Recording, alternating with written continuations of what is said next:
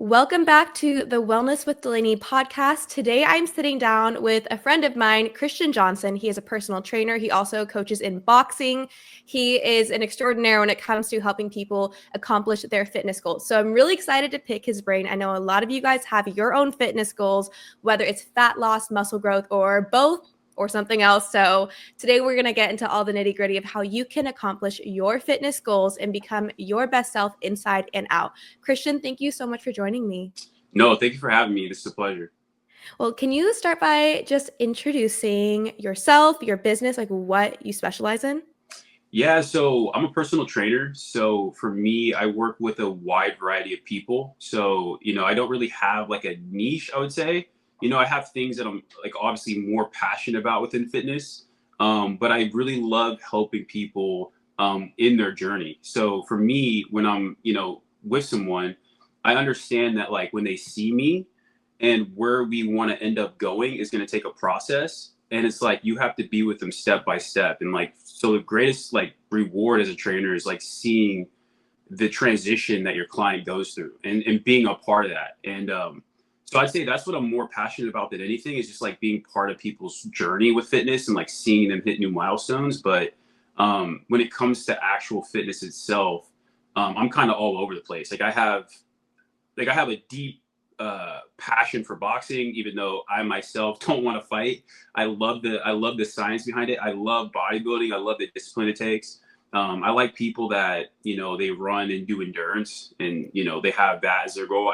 I'm fascinated by the human body, and I love all aspects of it. So yeah. That's amazing. No, it's so great to have somebody to come alongside you in your journey, especially because I think when you have these goals and you feel like you're struggling to accomplish them, it can affect your mental health and the way you view yourself. So to have someone come alongside you would be so impactful, not only for your physical health, but for that confidence, that mental health, that like inside out glow. So I feel like we'll have to get into it for men and for women just because I know it can be a little bit different. But what are some of the most common struggles or complaints you see when it comes to people's fitness goals for men and for women? When it comes to people's fitness goals, I would say primarily it's like figuring out a system that works for them without overcomplicating it. As a trainer, you understand that there's like certain things that need to be done, right? So, like for example, if a person has like a fat loss goal, like in my mind, the first thing I go to is like, okay, we need to accomplish A, B, and C. But it's actually whenever you're telling that to a person that doesn't have a background, simplifying it is the first step, right? It's like getting them to understand like how fat loss or muscle is actually being built, or how they need to go from what they're doing into creating a system that allows them to have confidence, because a lot of it is just being consistent when you're not really seeing stuff happen, right? It's like you have to do the work, and then eventually the momentum builds itself, and then all of a sudden it's like, whoa, like 2 months has passed and now I dropped like 15 pounds. Like, how did this happen? But it's just getting people to like be consistent, and then finding something that they can rely on, like a structure or a plan.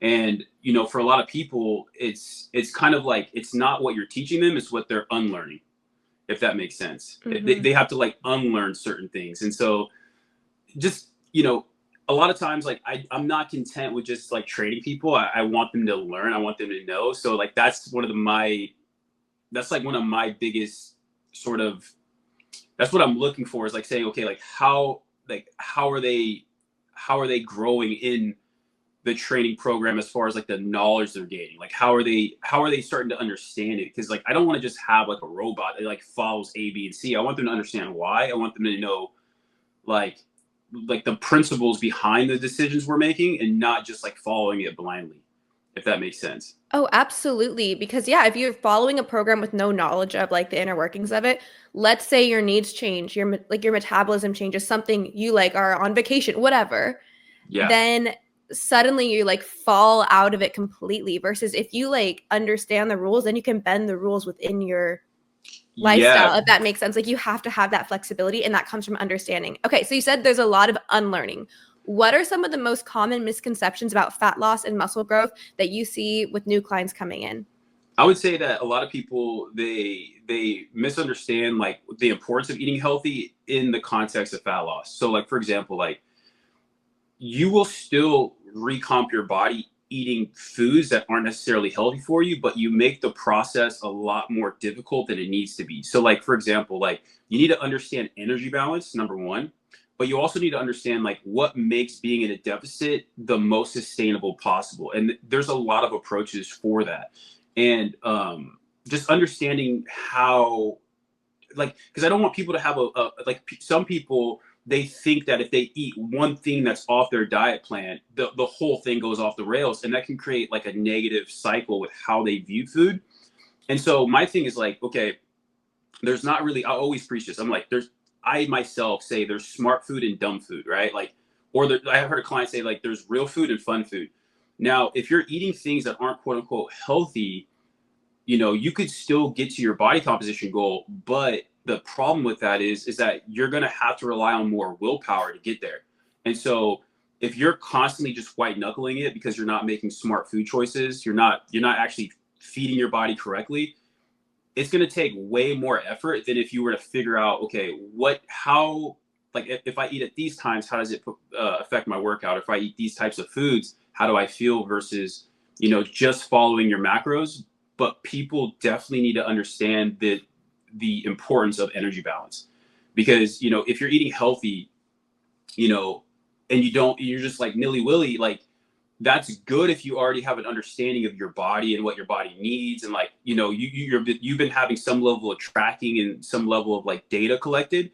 But if you're just eating healthy, a lot of clients will come to me, they're like, I eat so healthy, but like I'm not losing weight. And I'm like, okay, well, your body's not been given a reason to burn body fat. Like you have to create that negative you need to create a deficit to teach your body to burn body fat. But to do it properly, you need to also be taking care of those smaller details. You need to be taking care of like, okay, like how am I fueling my body? Am I doing it in a way that's sustainable? Am I doing it in a way that like I'm actually providing it micronutrients? Because not even my clients, but myself, I've also just been in a place where I'm like, I'm just counting macros, and I recomposition my body, but I didn't feel good. I felt like crap. And I'm like, there's probably a better way to do this. So like now my approach is like, I'm pretty open-minded when it comes to different nutritional like systems or, principles, but I still am a firm believer in getting people, especially in the beginning, to understand their energy balance.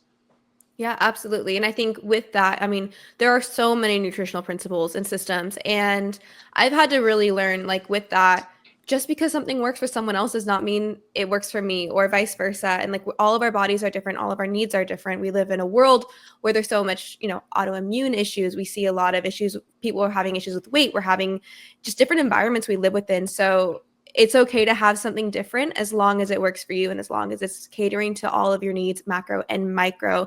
So you said, okay, smart foods and dumb foods. What are Yeah. some of your favorite foods for fitness, like for recomping your body, that are actually like going to nourish your body?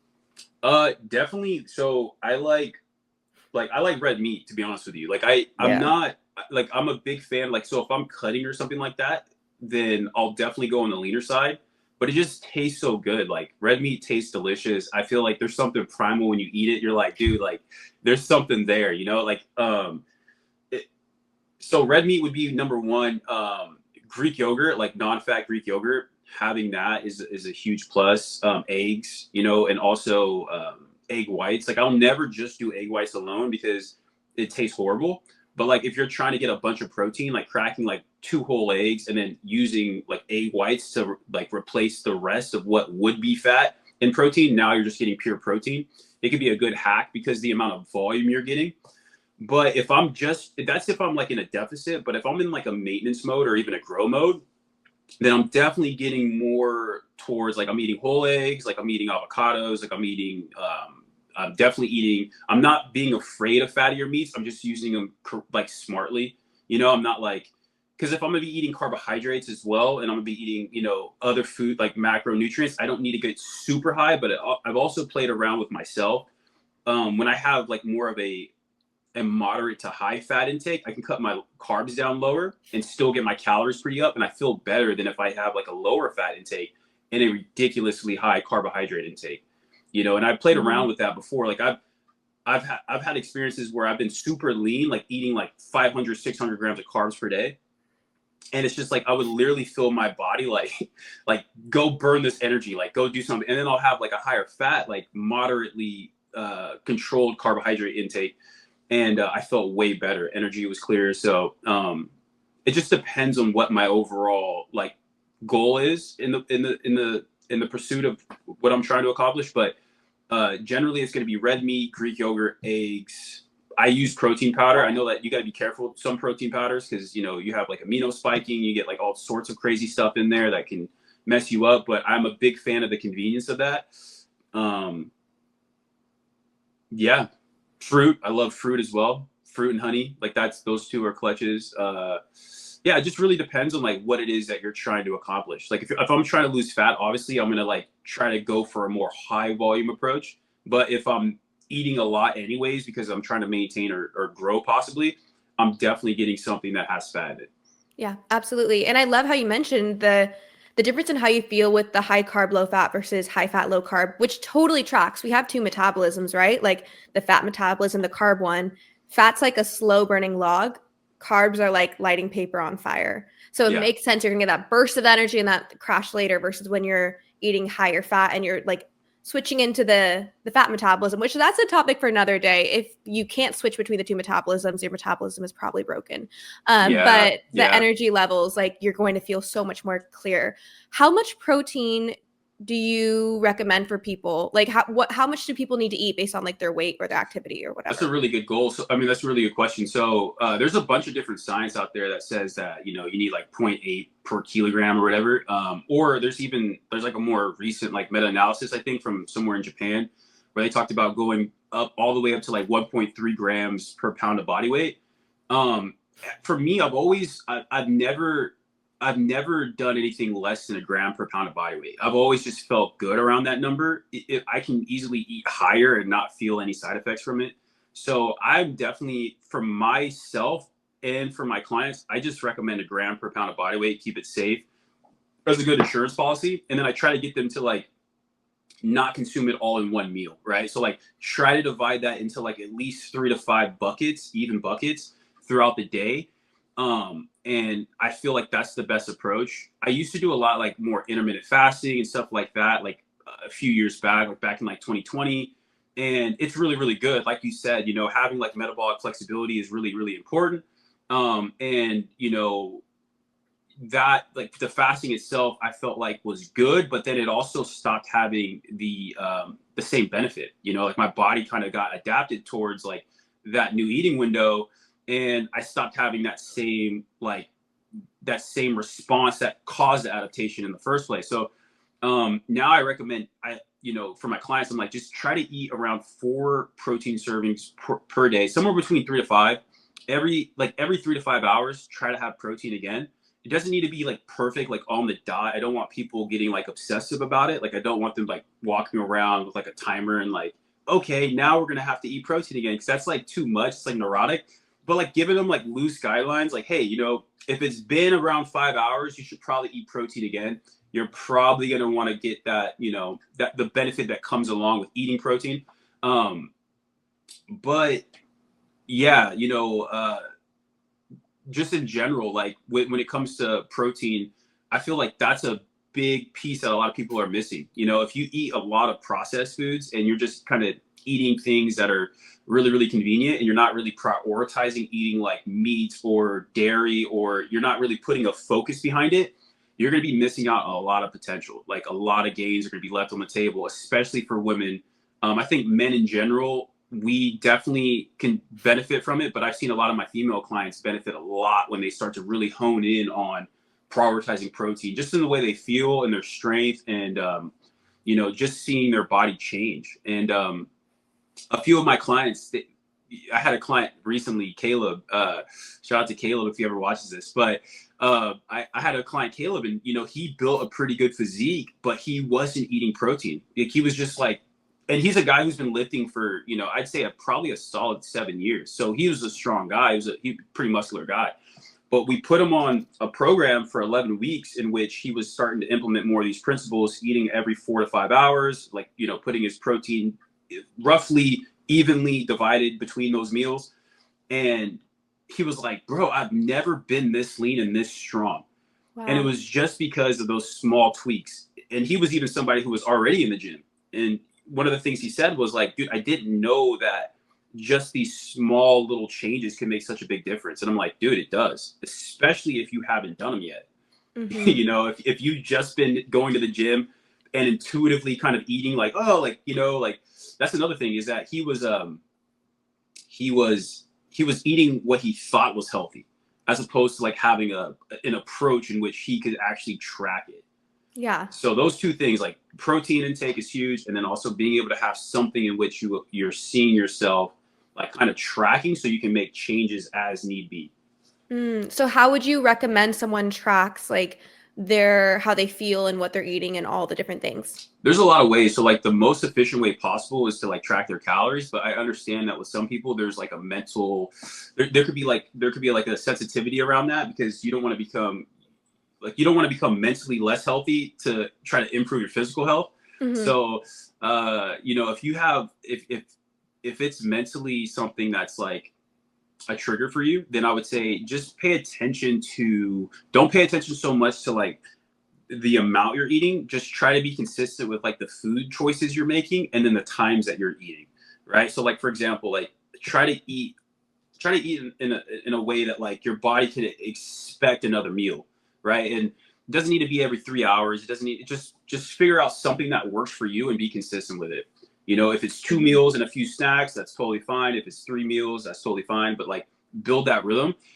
But if you don't have like any issues with like tracking and you understand that it's just data, like you don't have like any emotional sort of like psychological issue with it, then I'd say, you know, go through a period of time where you're really trying to see, okay, I'm eating this many calories. How is it affecting my body with this amount of workload, right? And workload is like how many steps you're getting. Like it's the exercise that you're doing in the gym, right? But it's also the non-exercise activity that you're doing. So it's like the small things that you're doing. Like, you know, one of the things that happens is that the further you go down and the leaner you get, the more you stop to the less calories you burn, because your body's trying to become more efficient at things, right? Like the less neat you're going to experience. And if you're noticing like a big drop off with like your energy outside of the gym, like if you're super fatigued, then that's also something you want to pay attention to. You know, is how much you're moving. Like one of the things that happens is that if people are generally pretty lean and then you increase their calories right away, is that they'll generally have a bump in their NEAT or their non-exercise activity thermogenesis, like the amount of fidgeting they do. They'll start to increase the amount of fidgeting they do. They want to walk more, right? They just feel like more antsy. Like, and there's also I'd say when it comes to overall fat loss, your non-exercise activity thermogenesis plays a massive role, right? Because that's what you're doing majority of the time. And I Mm. consider walking as part of that because like keeping your heart rate at around 100 beats per minute isn't really quote unquote exercise, it's just general movement. But the deeper you get in a deficit, the more fatiguing even those things become. So like you'll hear bodybuilders and bodybuilders will. There's this guy named Lane Norton, Dr. Lane Norton, and he talked about on one of his preps, he was so fatigued by the end of it, right before he was about to step on stage. I mean, you're just like super depleted. He said he was so fatigued that he was watching a show he just absolutely couldn't stand, but he refused to get up to change the channel because the remote was on the table and he didn't want to move. Wow. So that's he was just that fatigued that like he was just like any extra effort outside of what is absolutely necessary becomes like I'm not doing it, you know. So I'm not saying most people are going to get there, but I'm just saying your non-exercise activity is going to play a massive role with how your body's burning fat. So, you know, that's another thing that we could talk about too is like the process of like when it comes to fat loss, monitoring your fatigue levels or your stress levels. Wow. I didn't even, yeah, let's get into it. I would love that. Yeah. So, for example, like so the game of fat loss or the game of anything, right, is just like managing your stress. So, like, you want to manage your fatigue in the best way possible. You need that fatigue to occur to create an adaptation, but you want to be able to control it. So, like, you pay attention to the signs and symptoms that come along. So, you know, one of the common things with like creating a deficit is like you're going to start to feel more fatigue. Your hunger is going to go up, right? There's going to be a couple things you need to pay attention to.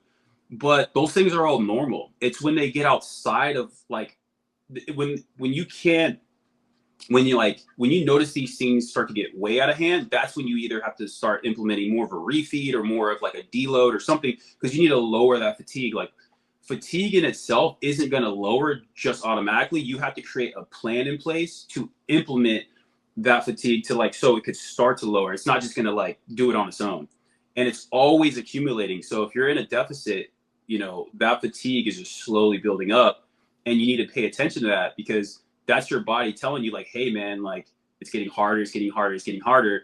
And smart coaches or people that are like going along with you are going to be like, okay, well, how's your mood? How's your food drive? Like, are you super, because your hunger and satiety hormones, they start to get really out of whack. The longer you're in a deficit, you're like, and that's another reason why being metabolically flexible is super important, because if you don't know how to like, if people that are in a more ketogenic state, like their satiety hormone is really, really elevated, even though they're in a deficit. They're like, dude, I'm just not hungry, and so that could be a huge fat loss hack for a lot of people. It doesn't mean you're going to feel like, doesn't mean that everyone's going to feel the best doing it, but it could be a really good strategy to use. It could be a really good thing, because it's really monitoring that fatigue, really monitoring your hunger, satiety hormones, and seeing how you feel, and then making the small tweaks as necessary. Some of my clients, I tell them like, you're not going to lose weight in a linear fashion. It's not going to be like I'm 190, then I'm 189, then I'm 188, then I'm 180. It's going to be like going up and down, and that can fluctuate just on like the food choices you made that day. Did you have higher sodium? It could be influenced by your sleep quality. How well did you sleep? Like, are you retaining more water? Are you higher in cortisol? Like, all these things can affect the scale, even though you're losing body tissue, even though you're losing fat tissue. You could be getting visibly leaner and the scale isn't budging, and then all of a sudden you get a good nice rest, and then you're like, I'm 3 pounds down, and you're like, no, that's actually your real weight. You were just holding a little bit of water because of that stress that was elevated, right, for whatever reason. And so you want to pay attention to more of a track, like a pattern going down, than you stepping on the scale and being discouraged because you're not seeing it move right away. But with that too, I mean, there's just a lot of stuff that you have to, and that's why it helps to have somebody do it with you, so they can be objective if you're seeing something that may be hard to like, maybe hard to like ration. Like, you're like, what, dude, I'm doing all this work, man, like, why am I not losing weight? It's like, dude, you are losing body fat. You just got to keep going with the process. Like, just chill. Your body will figure it out, Yeah, absolutely. For sure. So, okay, with the deloading, which I know I obviously like kind of preach that for women, like on your period deload. Yeah. But for men, they have that circadian cycle. So it's going to be a little bit, I'm assuming, more intuitive, as far as like you don't have a specific time. It's like, oh, time to cut it off. So is there like a schedule that you follow for like training hard and deloading, or is it more intuitive? So it could, it depends on like what the person's doing. So like if you're training intuitively, you don't really know what to change. You're kind of just going in there and you're kind of just feeling it out. And for some people, they can still make great gains doing intuitive training. So it's not like intuitive training doesn't have a place. And especially if you're being somebody who's really regimented, it may be good to do like just a block of like intuitive training. Like, I'm just going to go do what feels good. Because part of training is like adherence. Part of training adherence is like doing what you enjoy. But then there's also a part of like doing what you need to do. So like, you may not want to do a certain thing. You may not want to do this, but this is what you agree to do based on what your goal is. So you just have to do it. But you need to balance that with like some sort of reward, because if you're just constantly grinding, like I said, willpower is, your willpower is on, you could only use it so much until eventually it starts to wind down. So it's like, you need to use it intelligently to make it so you can sustain whatever you're doing.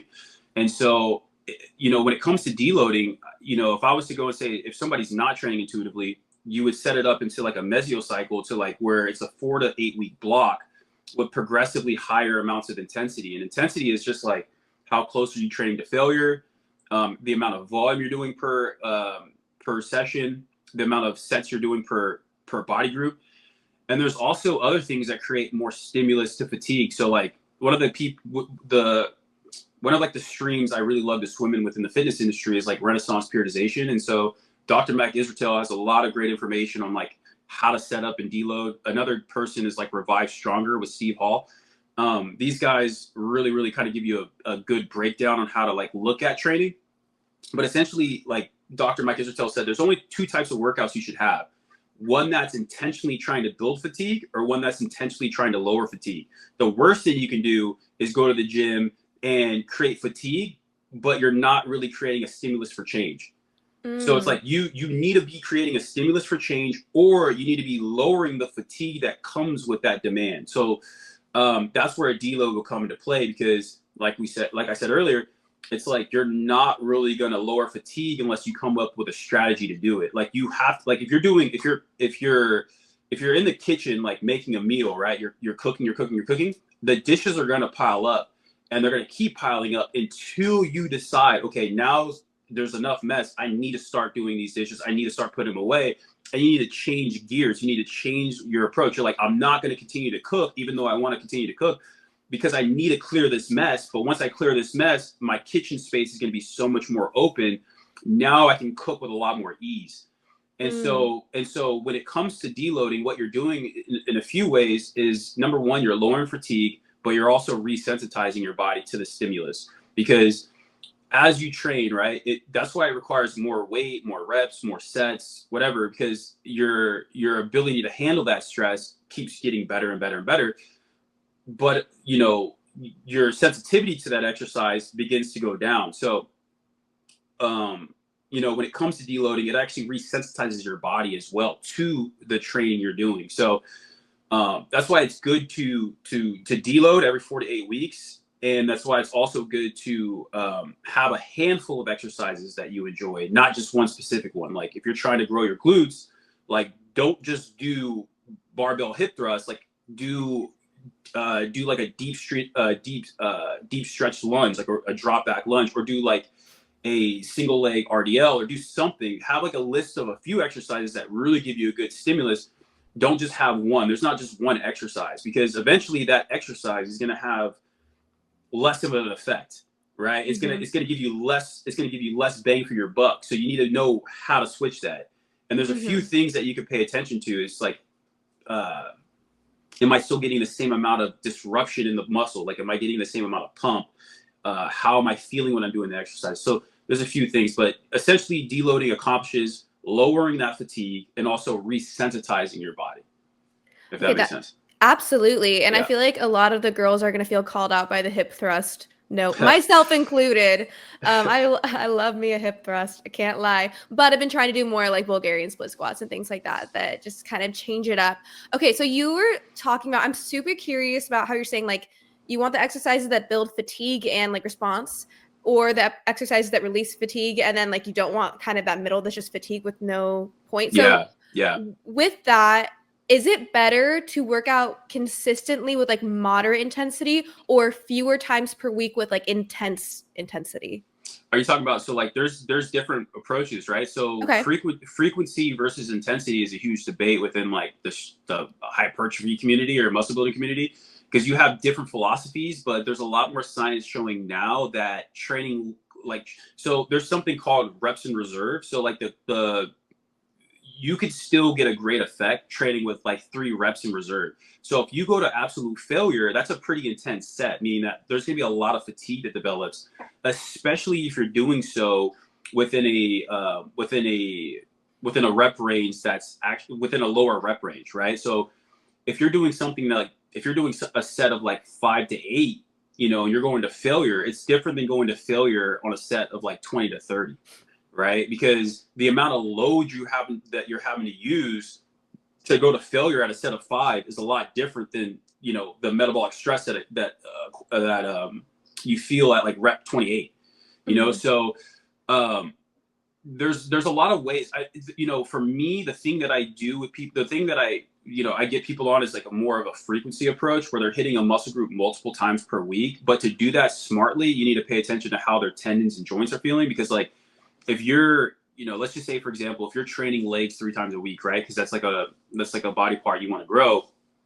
You need to pay attention to what your patella tendon's telling you, right? Like, oh man, like all of a sudden, like you know, these deep squats are now starting to bother my knees. Like I'm able to get through it now that I'm warmed up, but like it's just now I'm having to pay attention to that. So that's where like deloading and things actually help you because they allow those things to recover, those smaller details. But both have a place. High intensity has a place, and also more moderate, more moderate sort of intensity has a place. The question is, where are you with your training? Are you an absolute beginner to where anything is going to grow you, or are you somebody who are you like week 5 in your program where like now it's time to kind of put some more you need to put some gusto in your lifts because like you need to start creating a greater stimulus or a greater demand to change. So it really just depends, but yeah, like when it comes to building muscle, there's a pretty wide spectrum of rep ranges that still do a similar job, right? And so anywhere between 5 to 30 reps is like generally where I'll tell people that they need to go, because when you're doing a set of 5, the amount of fatigue you're going to get is a lot higher, but you're going to get a lot more strength adaptation. But if you do a set of like 20, you may feel a better connection to your muscle, and it's going to do the same thing as far as muscle building. It's just going to develop a little bit more endurance or the ability to do a higher rep. So it really depends on preference. But the more intense you go, the sooner you're going to need a deload, if that makes sense. Mm-hmm. So like if you're like, it's the same thing. If I was to tell you, right, like, so for example, let's say I was to say, all right, Delaney, like you need to sprint from your house to LA, or you need to run from your house to the gym, right? The faster you start, the sooner you're going to need to take a break, right? So like if you go out and you go 100% right off the get, you're going to need to take a break. But if you walk, you won't need to take a break at all. But the problem with walking is that it's going to take you a really long time. So your job is to find that sweet spot. Like, how fast can I go while sustaining this for a good amount of time? Now, is that running fast and taking short breaks so you can run fast again? Or is it like just jogging so you don't have to take a break at all? And then you can go and say, okay, with sprinting and taking breaks, I was able to get to the gym in 20 minutes. But like jogging, I was able to get there at 18. So in that case, maybe jogging is a little bit better. So like maybe not going to the gym, killing yourself is like the necessary thing. Maybe like going a little bit less intense so you can go more frequently is more beneficial. Maybe you're going to see more gains. But if you're somebody who's going less frequently, you can probably get away with more intensity, if that makes sense. Mm-hmm. Yeah, absolutely. Because then you can kind of fit it into your lifestyle, your desires. Some people enjoy working out more than others. Some people don't have the time to go every day. So like if you're someone who only has time to go 2-3 days a week, push it really hard and then recover really hard, versus people who like mentally want that. Okay, so I'm very curious. I feel like I tend to lean towards like fat loss just because I have a lot of women that share their goals. But I also want to recognize the men out there. I know there are a lot of men that I talk to personally who struggle to like get big. Like their metabolism seems to be working too well to the point where they're like actually struggling to put on like muscle mass or even a little bit more fat if they have super low body fat. So if you had a man who came in who were like, weight loss is not the goal, like weight gain is the goal in a clean way, like what would you initially put them on as far as the program goes for food, fitness, etc.? Yeah, so that's actually, so it's like, which one is harder? Is it harder to cut or is it harder to like bulk? And both are tough, because eating when you're not hungry is really tough. Yeah. If you don't have any desire to eat and you're having to eat again and you're having to eat foods that are not necessarily the most palatable because you're still trying to keep things healthy, it could become a job, and you need to set your mind up is like, this is what's necessary to create that change. And so number one is you have to figure out systems, which like, so I always go back to like, okay, you need to figure out a pattern of eating that you enjoy. And if you're like, well, I just don't enjoy eating at all past this point, I'm like, okay, dude, you just got to toughen up, because it's not just going to happen on its own, but there's ways to make it better for the individual. So having a higher fat intake is one of them. You're not going to be putting in a lot of volume, but like the amount of calories you can get just by adding more oil, more butter, and like using fattier cuts of meat and different things like that, like you're going to have to do that at some point to get your calories high, because like I said, your body's not going to build new muscle tissue unless it has enough calories in reserve to allocate. Okay, we took care of his basic needs, all the basic stuff that is put on the priority list is taken care of. Now that he's training, he's giving himself that stimulus to grow muscle. Let's take these extra calories now and let's start to build this, this muscle tissue that we're starting to get a stimulus for. And so you need to have a surplus to do that, right? And so, you just have to push your body in an uncomfortable way. That's why, like, you have to do what you don't want to do, right? When I was saying that before, there's some things that you need to do what you must for your goal, but also understand that it's okay to like go in phases with it as well. Like maybe you try to like push yourself for 2 weeks in a surplus, then you go to 1 week in a maintenance, and then you go to another 2 weeks in a surplus. So it's like, it's not this daunting, like it's not this year-long thing you need to do. You just break it up into like micro patterns. So like, okay, I'm gonna go into surplus on Monday, Wednesday, Friday, and then on Tuesday, Thursday, Saturday, I'm gonna eat, relatively, around my maintenance. And then, you try to figure out, okay, what can they sustain? But also too, if you're making good, smart food choices and you're keeping your volume low and you're like seasoning your food so it's palatable, like you could generally start to like feel your body like start to crave, like your body's gonna start to find, it gets used to the amount of food you're eating, right? So it's like, it may be hard at first, but that's why you don't want to see any rapid jumps. You just slowly work your way up in the same way that you would cut. You slowly work your way down. One of the things I tell people is like, you don't want any rapid change north or south. You want to give your body a consistent sort of a consistent flow to like figure out, okay, this is what he's asking, this is what she's asking. Like, okay, we can figure this out. And then from there, sometimes it's okay to make a change and sit. You don't need to constantly make change. Make a change, allow your body to, get normal around that. Like increase your calories by 200. Like you may not be hungry at all, right? You're like, I'm just not growing. Okay, well, increase your calories by 100, by 200, and just see what happens. Stick with that for a month. Getting outside of the sprint mentality and more of like, I'm on a journey is going to help a lot of people, because then they're not in a rush. They can take the time to collect the information to see how they feel, as opposed to like, I need to get there by summer or whatever. You may need to, like, if you're really trying to build muscle, like it takes years. It doesn't happen, in 4 months and in 8 months. You will build muscle. But I'm saying like, for dudes that want to get jacked, it really takes like, I'd say it takes like 3 years before people come up to you and they're like, bro, like, what do you do for your arms? Or like, bro, what do you do for your chest? Like, it takes time. Like, you're going to look better and better and better month by month, year by year. But to create like change, you need to have a big picture mentality where you're like, okay, this is now my lifestyle. I'm not doing this for a summer. I'm not doing this and then in that, don't like, don't like work yourself to death. Like give yourself some leeway, like push yourself, but then also, like I said, like relax a little bit, like give yourself a little bit of a break. It doesn't have to be constant change, but just know what you're doing. Hold yourself accountable to some level, and you'll get there. I love that. Yeah, because it's not always easy to accomplish every goal, and it's not always fun.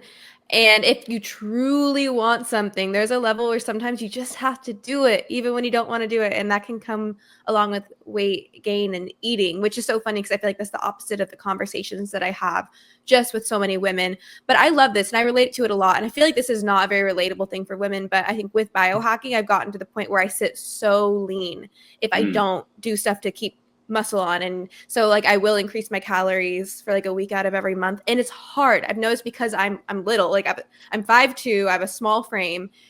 Then when I'm like eating enough or like trying to be in more of a surplus, like I physically feel like the volume is too much for my stomach. So increasing fat, I feel like, is nice because it takes fewer bites of food. Like it takes a smaller volume to get enough calories, because there is that level, I think, for people like me who are just smaller.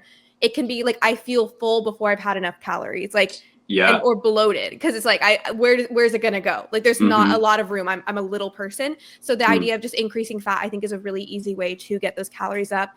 And then obviously that's a hormone healthy way to do it, which I love that as well. Also too, like increase, fruit, increase some honey, like increase different carbohydrates through that as well. I mean, fruit's very palatable, and if you choose if you choose the right kind of fruit, it could, on top of, if you already have, like, let's say you're already eating like 3,000 calories, right? And then you like, okay, well, pre and post workout, I'm going to include like, like 6 dates. Like all of a sudden now you're eating like 400 more calories. And Hmm. like you said, you're not really having to consume a lot of volume. So like fruits and honey can really drive up some calories. I mean, they're not super calorically dense, but in the sense of like how palatable they are versus like, eating like vegetables. Like, dude, like if you're trying to lose weight, man, like it, it, and you're hungry all the time, like start looking at vegetables, man, because Hmm. like if you can tolerate them, if you don't like, have any sort of issue with it, like if you're not having like constipation or like some sort of like weird issue with it, like autoimmune issue, um, definitely using vegetables can be a good hack for most people because um it's just a lot of volume. Like no one eats a freaking big old thing of freaking broccoli and goes, oh my gosh, you know what I want is more. You're like, dude, like the amount of work I had to do to chew that versus the amount of calories I had is like ridiculous. Like Yeah. broccoli sucks. Like get that. Like after you're done dieting, you're like, I don't ever want to eat that again. Fair. But while you're dieting, I mean, if you're really really hungry, just chewing on something and giving yourself that time to like send your gut that signal that you're actually eating is like actually very beneficial. In the same way where it's like in the opposite way, like you don't want to experience that when you're trying to increase calories. Like you want the food to go down as pleasantly as possible, but still do it in a way that's healthy. And fruit is like a really good way to do that. Like you Yeah. feel good eating fruit. You're like, oh my gosh, like that date was amazing. Like or that banana with honey on it with like yogurt was like amazing. Like I love that. Like I didn't really feel like I was forcing myself to eat. So like those are two extreme ends. Like when you're trying to grow, I mean, obviously you want things to be, you want to eat your calories and feel like the least amount of effort. And then on the opposite end, when you're trying to lose weight, you want to eat the least amount of calories with the most amount of effort. So, figuring that out is like a good balance. But yeah, like, fats and also like very, very palatable carbohydrates that are not highly processed is probably a good way to go. Absolutely. Yeah, I'm excited for the men to hear this because I hear this a lot. Like men want to get big, but they can't. Like I think it takes so many calories to like let's say a 6 foot man. Like you're gonna already have the baseline like caloric intake. Like your needs are gonna be so much higher just to function at like a cellular level. So now you're putting like muscle growth and fueling your workouts on top of that, and it's like through the roof. And I get it's hard, it's expensive, it's a lot of work, but if those are your goals, like everything else, you just kind of sometimes have to buckle down and do it. Okay, so I'm Yeah. very curious. I've heard a lot of studies on both ends, and you don't have to have the answer. I just kind of want to know your thoughts on it. Just like in the nutrition world, I've heard a lot of different studies on whether or not it's important to get like your 30 grams of protein or however much protein within like 45 minutes of your workout, or if it's okay to have it before your workout or 3 hours. Like what is Yeah. your thought on that? Dude, it's kind of annoying, that the anabolic window myth. Yeah. But it's not necessarily as important as when you ate your last serving of protein. And generally, you want at least, I would say, around. This is a rough estimate, like just 30 grams of like good complete sources of protein to like really create muscle protein synthesis to like really get that sort of like process activated. And if you just woke up, let's say you're somebody who likes to wake up, work out in the morning without a meal. Now that's when the post-workout window becomes very, very important because you haven't had protein in like, I don't know, 12 hours because you slept and then you went and worked out. Now, exercising within itself will elevate protein synthesis for a time being because like you're actually giving your muscle like some stimulus. But like if you haven't eaten in a while, then it's very important. But if you like, let's say you eat a meal that has a decent amount of protein and like the protein sources are complete, because that's another thing. If you're eating plant-based proteins, you generally need higher amounts of it. He said no. You generally No. like get that out of here, man. But like they're incomplete, right? So to have that same amount of leucine and different things that are going to create that muscle protein synthesis, you need a higher amount of those plant-based proteins to have the same effect as like a meat-based. But Mhm. generally, I'd say if you hit 30 grams at least, um, with a good complete solid source of protein, you could probably wait a while. So like if you eat it, like let's say you eat breakfast and then you go work out like an hour later, like you don't need to eat right away. It won't necessarily hurt you, but you don't necessarily need to do it. Now that's based on preference, right? Like if you want to get something in you right away because you feel better, totally fine. The only time I'm like really, really strict on it is like if somebody hasn't eaten, right? If you haven't Mm. had protein in a while, like if you're fasting and then you work out at the end of your fast, like yes, definitely, bro, this is the time. Get some protein in you fast, right? And like Yeah. get a good complete source of protein. But you know, you don't like, I'm 31. So like when I first started lifting, I was 16, and like you'd go up to the biggest guy in the gym and you'd go like, hey bro, like how do I get jacked like you? And you'd get crazy advice. And so that was huge at that time, right? Because we didn't have the same resources that we have today. And so you would like, people would like literally have their shaker bottle, right? Like they would have it prepared, ready to go. So as soon as they were done working out, they would slam it because they thought Mm. that that anabolic window was like a make or break for a successful workout. And it shows that no, actually it's not. Like the most important thing with protein is the total number you have at the end of the day. The second thing is like the frequency in which you had the protein, and did you have like a threshold to create that muscle protein synthesis. So like there's a minimum requirement to get that process going. But then once you get that, you can start to figure out, okay, one meal can be a little bit higher, one meal can be a little bit lower, but just roughly evening that out really uncomplicates that. Um, Oh, okay. God bless. Honestly, this is making me happy because I struggle. You know, when you're biohacking, there's so many different things you want to try. And I've noticed for me, like when I always start with like at least 30 to 40, 30 to 50 grams of animal-based protein in the morning so that I can have coffee without like spiking my blood sugar and wrecking my hormones. So it'll be like, you know, eggs and turkey bacon and raw cheese or steak, whatever. And then I work out and then I'm not hungry. And I know when you first work out, like you're more leptin sensitive, right? So that's like the fullness hormone for those of you guys who don't know what leptin is. So then I feel super satiated and full after workout for a couple hours.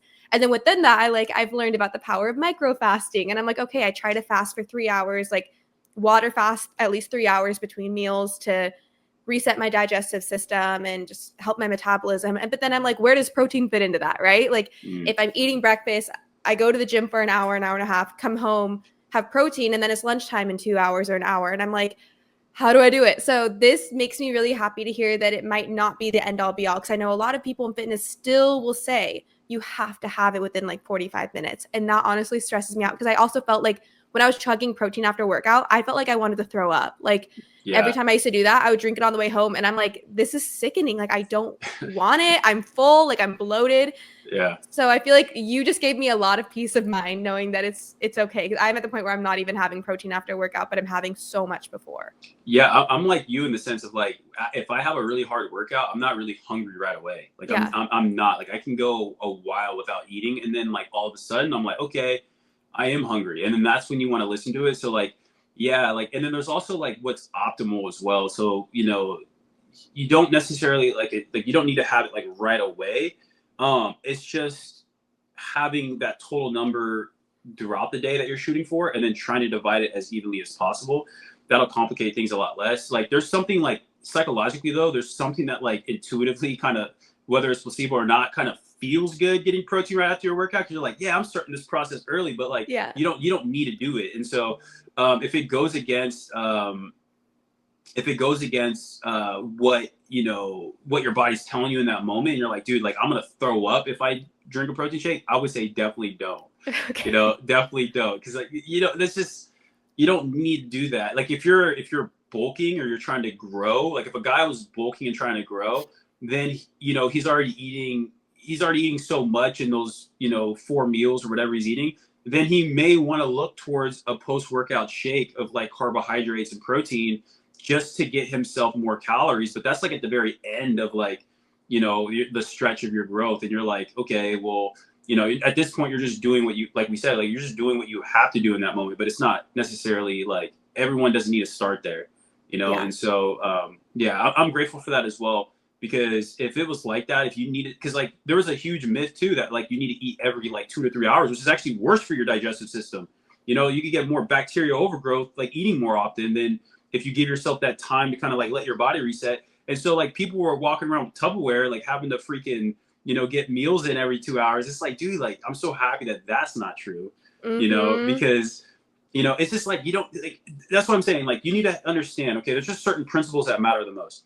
Okay. You need to have it, you need to have a rough understanding of your energy balance to some level. If it doesn't trigger you, start to track, start to have that information, because it's helpful. If you don't know what to change, if you're not collecting information, you don't know what to change, right? You have to intuitively do it as you go on. It makes the process hard. Number two is you need to create an adequate stimulus to grow or to keep muscle, right? So you need to create a stimulus to grow muscle, or if you're in a deficit, you're creating that stimulus to keep your muscle. Number three would be like focus on your non-activity or focus on your non-exercise activity thermogenesis, which is just like how much you're moving throughout the day, right? Like just generally try to move more is going to improve your life quality. And also if you're just moving more and you're not like, you know, a lot of times people will be like, oh, I need to do cardio to lose weight. It's like, no, you don't. Like, you just need to move and create a calorie deficit. Now, cardio is good for your heart health. It's good for, you know, improving aspects of that, but like, it's not necessary for fat loss, you know, but it's a tool. So with that tool, if you go out and do like a sprint workout, you're going to be hungry after. And also on top of that, you're going to generate a lot of fatigue. With walking, there's not really a lot of fatigue that develops. It's just something you're supposed to be doing. So having more movement throughout the day really helps you with that non-exercise kind of like calorie burn. That, you know, if you have a step goal, you can be pretty consistent with like how many calories your body's burning per day. Like if one day you go and you get 3,000 steps and the next day you get 12,000 steps, there's no real consistency. Like you need to figure out, okay, like with 10,000 steps per day, lifting 3 days a week, maybe 3 cardio sessions done at like a zone 2 level, and this amount of calories, how is my body responding? And then from there, you just make those tweaks, you know, based on like your fatigue levels or like how fast or slow your progress is going. But yeah, there's really just certain things you need to focus on, and then everything underneath it becomes like, how do you feel doing it? And then, you know, what do you prefer to do? Right. So once you understand, like, these are my calories, this is my strength training program, this is how many steps I need to get per day, how you end up doing those things becomes like what works best for your life. Mm-hmm. Right? You know, if some people when they diet, they like 2 large meals, but I still recommend getting in some like quick sources of protein just to kind of keep them with more protein feedings in that day. I think there's a woman called I don't know how to pronounce her, like Gabrielle Lyon, I think her name is, and she's like a really good scientist when it comes to like the importance of like protein intake. And she helped me kind of get out of like the fasting lane, where it was like I used to fast a lot, and it was just I noticed that like my body just was like it was actually becoming less healthy because of it. So yeah, like there's a time and place to do it, and it's a good strategy. You should be able to fast, but you know, it's definitely don't like keep pressing the button, like press it and then back off of it, you know. Mm-hmm. But yeah, people just need to get around those principles and then give themselves time to collect that data to see how they change. I love that. I feel like you've provided a really good blueprint for people who either want to lose weight or gain weight and build muscle and all of it. And the idea that like you have to give it time, I think that's a good encouragement, because I know a lot of people who start a program and last for 2 weeks and then they're like, oh, I didn't see any changes, and then they give up because they're discouraged. And it's like, no, it takes so much longer to make a lifestyle change. And if you are like, if your goal is weight loss and you're losing that much weight in 2 weeks, like that's scary. There's something very wrong. So totally. It's okay if it takes a long time. Your body's adjusting, and everything worth having takes effort and takes time. Okay, so really fast, I know that one thing that's so important to you is your faith. And I know that you feel really called into what you're doing, like helping people with their fitness. And that's something that we connected on when we first met. How does your faith play into all of this as like a bigger picture with your legacy in fitness? You know, faith for me is it's a very important part, because at the end of it, like, these are just things we get to do. It's not anything that we have to do. So it helps you reform your identity around what you do. So for example, like if I didn't have my faith, right, a lot of my value would come from the way I look. And it's already hard enough not to get your value there, even with faith, right? There's a tension rod that that's always occurring. So, you know, like you have to, like, number one, like with faith in, you know, with that, you just get a different sense of peace that you know you can't give yourself. So it's like, I know that like I'm loved. I know that like I'm okay. I'm enough, right? Like Jesus died for me. Like I'm enough. Like God loves me. Whether I have a 6-pack and I'm benching 400 pounds, or whether, you know, I'm just, whether I didn't tap into my athletic potential at all, like God says I'm enough. And that really is a good baseline to then create change in your life, because you're not doing it from a place of need. You're doing it from a place of like, I get to. Yeah.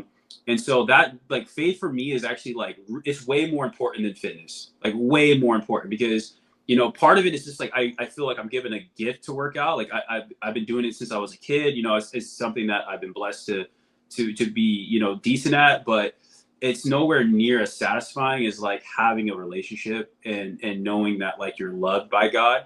And it's still sometimes a tension rod being somebody who's in the fitness industry, but being a trainer or being somebody who like you're part of how you run your business is like how you look, how you present yourself.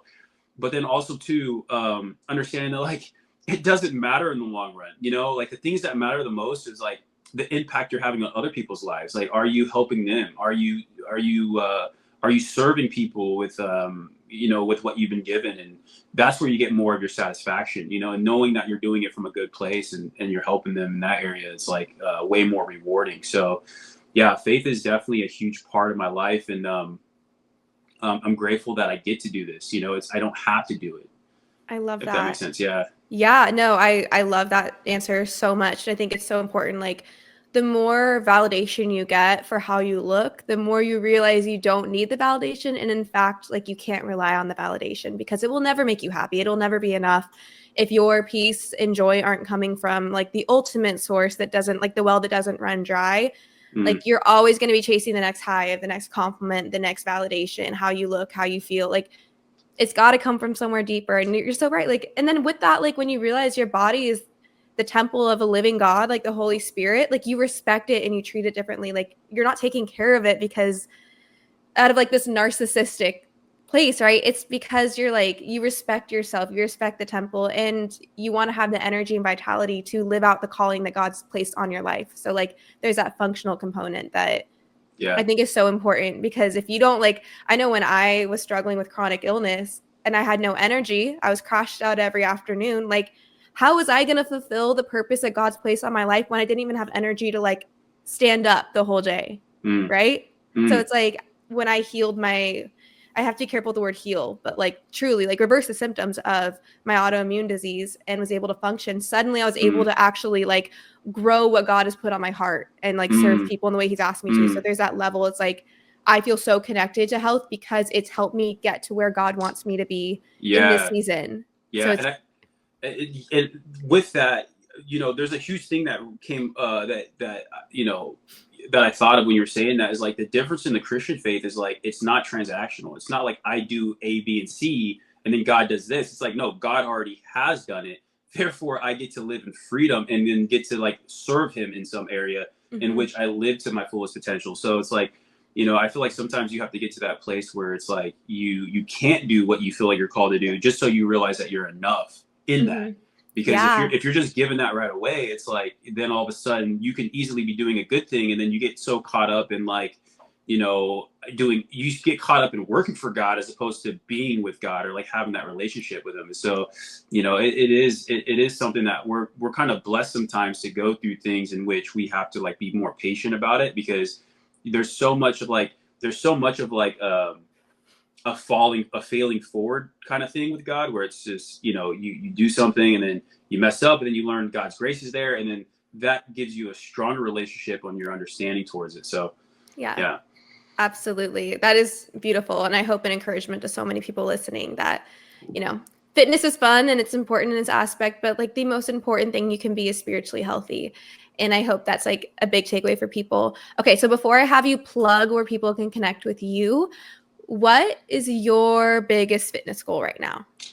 My biggest fitness goal is to I want to do a bodybuilding competition because I've never done one. So I have a goal in mind. So I'm either going to do one at the end of this year or I'm going to do one kind of like first quarter of next year. And so just continuing to make gains in that area, and just continuing to improve in my physique and some of the goals that I have, as well as at some point I want to get back into like boxing or potentially pick up kickboxing, because a lot of my clients have been doing that. Like a lot of my clients and I've just like reignited a passion for it, like um not in not in a sense to like compete, but just like it's so rewarding after that kind of style of working out, where you just feel so like relaxed after and you're learning something. So like there's that skill involvement where you're seeing those like little with building muscle. It's like a slower grind where like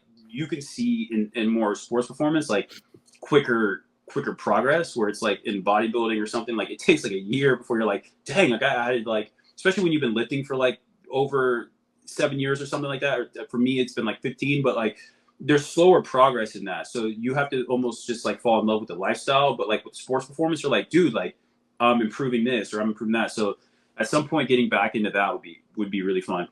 Yeah, that's super fun. Yeah, having a workout where the goal isn't just like what you can see, like the goal isn't just working out is so fun because you can genuinely like see an impact every single day, even as you're improving like technique or skill. Like that's so fun. Okay, well, you'll have to keep us all posted on your bodybuilding competition. All my followers are gonna end up at your show probably with big old signs. Okay, so where can people connect with you, whether they want to train with you or find you on social media, etc.? Yeah, so the best place would be like through Instagram. So right now, like that's actually another goal of mine is I need to get a website. So Ooh, having okay. like having like a website or something where people can reach out to me is going to be the next goal within this year. But for right now, it's just through social media. So if anyone was interested in training, they could send me a DM and we can link up that way. And I'd be more than happy to help them out. Amazing. Well, I'll make sure to link his Instagram and where you can find him in the show notes. So if you guys are interested and want to learn more, make sure to reach out to Christian. Christian, thank you so much for joining me today and bringing all the wisdom around fitness, faith, and more. No, thank you. It's always a pleasure having our conversations, whether it's through the pod or just even at the gym. So thank you. Oh, thanks so much. I enjoyed it so much. The pleasure is all mine. You guys, thank you so much for listening. If you loved this episode and you learned something, make sure to screenshot it, share it to your stories, tag myself, tag Christian, and help us get the word out there and grow this baby show. I cannot wait to chat with you guys soon, and I hope you have a wonderful rest of your day.